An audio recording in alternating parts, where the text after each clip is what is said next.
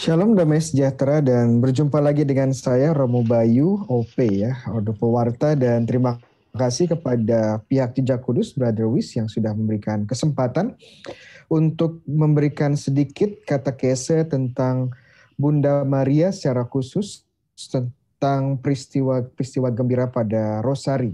Dan semoga pada kesempatan ini saya bisa membawa teman-teman lebih dalam sedikit lagi tentang peristiwa peran Maria dan teladan Maria, dan juga bagaimana ini bisa kita hidupi bersama di dalam konteks kita sebagai orang-orang Katolik, Gereja Katolik.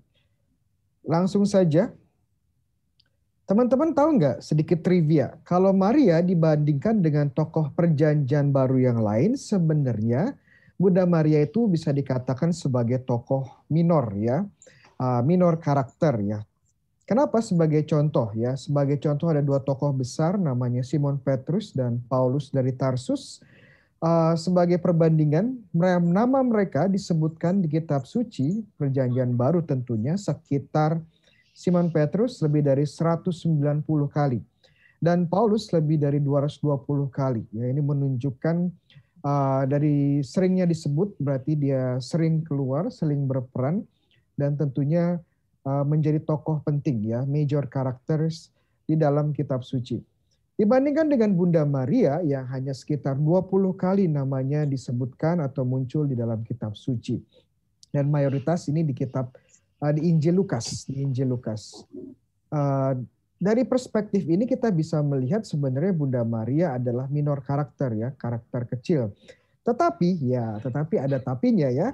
Tetapi kita akan lihat walaupun dia hanya muncul di beberapa tempat saja, perannya sangat spesial ya. Perannya akan sangat unik, di mana ada seorang teolog dan ahli kitab suci mengatakan bahwa setiap kali Bunda Maria muncul, selalu ada yang disebut sebagai explosion of revelation, ledakan ya, pewahyuan.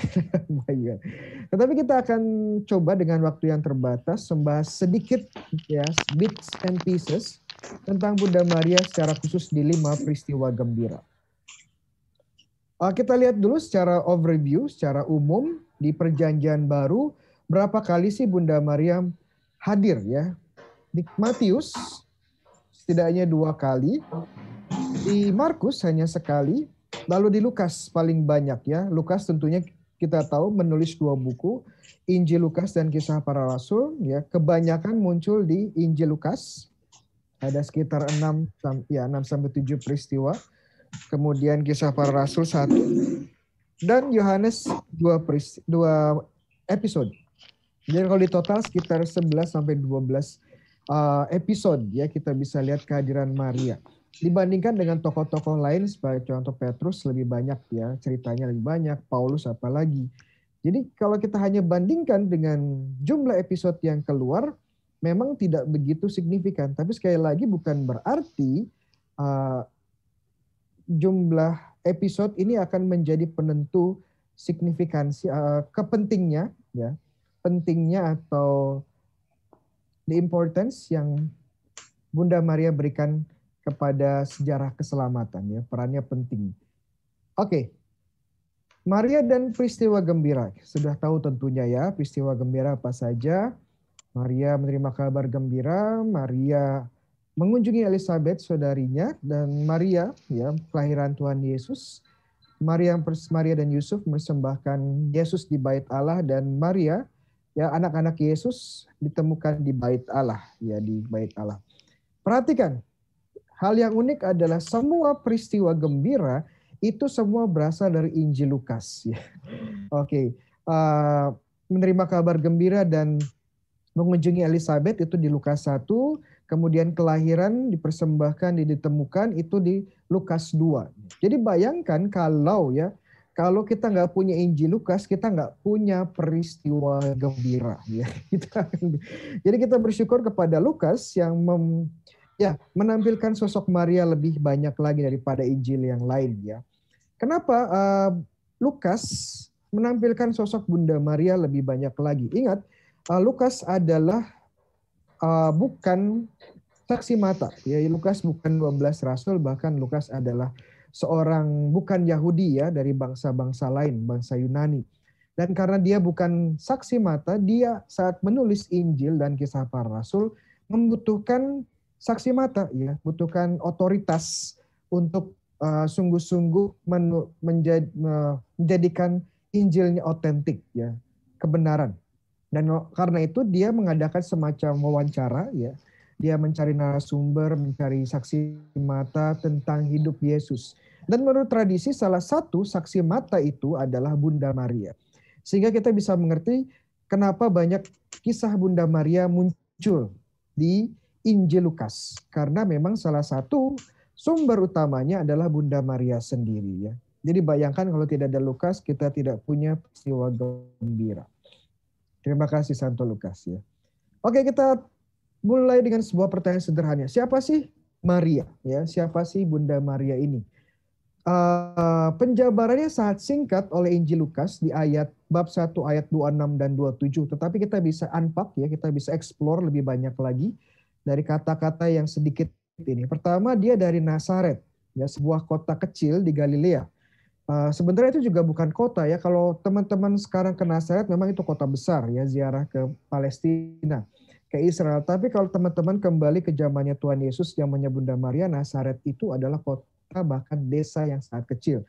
Penduduknya sekitar 300-400 orang, ya, kecil sekali. Satu desa, satu RW mungkin, ya, tepatnya di Indonesia, satu RW. Dan bahkan nama Nazaret pun tidak muncul di perjanjian, lah, menunjukkan bahwa ini tidak sebuah desa yang tidak penting, ya, tidak penting di kitab suci. Dan bahkan waktu kita tahu di Injil Yohanes, waktu Nathanael mengenal Yesus itu dari kota Nazaret, dia bilang, apakah ada sesuatu yang baik dari kota Nazaret, ya, karena memang Nazaret kota kecil, desa kecil yang tidak penting. Ya, kemudian ini menunjukkan Bunda Maria memang dari kota yang sederhana, desa yang sederhana, dia orang sederhana. Ya, seorang perawan. Ya, seorang perawan. Maksudnya menunjukkan bahwa dia seorang perawan yang masih usia muda, ya. Bunda Maria menikah menurut tradisi sekitar usia 13, 14, 15 tahun, ya, usia sangat muda. Kenapa wanita Bunda Maria menikah saat usia muda? Jawabannya sebenarnya sederhana, karena memang kebudayaan, ya, kebiasaan pada zaman itu, ya, gadis usia sekitar segitu ya memang sudah berkeluarga. Kenapa mereka berkeluarga pada usia muda? Jawabannya juga sederhana, karena kebutuhan, ya. Ingat pada zaman dahulu orang-orang life expectancy-nya, ya, umurnya tuh pendek-pendek. Kenapa? Karena belum ada teknologi seperti sekarang, belum ada obat-obatan seperti sekarang, belum ada rumah sakit. Jadi kalau orang kena bakteri aja, ya, bakteri, ya, kemungkinannya ya meninggal, ya. Jadi orang untuk mengantisipasi ini, ya, seorang gadis yang masih muda, yang masih kuat, ya, sebaiknya cepat-cepat saja menikah dan melahirkan, ya, melahirkan agar dia chance of survival-nya, ya, kesempatan hidupnya lebih tinggi. Jadi semacam common sense, kebijaksanaan waktu itu. Ya. Kemudian dia bertunangan dengan Yusuf, ya. Kata tunangan sebenarnya kurang tepat, ya. Kata tunangan di sini sebenarnya kurang tepat, karena kata yang tepat itu adalah sebenarnya pernikahan tahap 1. Dalam bahasa Inggrisnya betrothal. Kalau kita kembali ke zamannya Yesus, zamannya Bunda Maria, pernikahan adat Yahudi itu dua tahap, ya, dua tahap. Tahap pertama exchange of vows, ya, pertukaran janji nikah, ya, janji nikah. Jadi secara resmi mereka sudah menjadi suami istri, ya, secara hukum, ya, hukum Taurat, dan di mata bangsa Yahudi mereka sudah suami istri, sudah ada ikatan. Tetapi mereka belum tinggal satu rumah, ya. Menunggu sekitar 1 tahun, baru kemudian ada upacara di mana sang istri akan dibawa ke rumah sang suami, dan kemudian ada cara resepsi segala macam, ya, upacara. Kenapa butuh 1 tahun? Ini waktu untuk persiapan, ya, karena sang suami perlu menyiapkan rumah yang baik, ya, mempersiapkan pestanya sehingga semua berjalan dengan lancar. Memang sedikit berbeda dengan konteks kita, di mana kita persiapan dilakukan sebelum pernikahan. Jadi berbeda dengan bangsa Yahudi, persiapannya dilaksanakan setelah mereka mengikat janji pernikahan. Jadi mereka sudah layak disebut suami dan istri. Makanya kalau kita kembali ke Injil Matius, waktu Yusuf mengetahui bahwa Maria mengandung bukan anaknya, dia mau menceraikan dia secara diam-diam ya. Kata yang digunakan adalah menceraikan, divorce. Dalam artian karena mereka sudah memiliki hubungan resmi sebagai suami istri. Nah, dia sudah bertunangan, maksudnya sudah menikah tahap 1, tapi masih perawan karena Maria belum tinggal dengan Yusuf ya. Maria tidak tinggal dengan Yusuf. Yusuf ini keluarga Daud ya, dan tentunya keluarga Daud adalah tokoh penting, tetapi tidak pada zamannya Yesus. Ya, itu tinggal nama, tinggal title, gelar, tetapi tidak memiliki pengaruh politik pada waktu itu. Iya, waktu zamannya Daud ya, sangat kuat, tetapi zamannya Yusuf tidak. Ya. Ini menunjukkan Yusuf adalah, yes, kita tahu Yusuf juga orang biasa saja, orang sederhana, seorang tukang kayu. Namanya adalah Maria, ya Maryam, ya dari sama dengan nama adiknya atau saudarinya Musa, Maryam.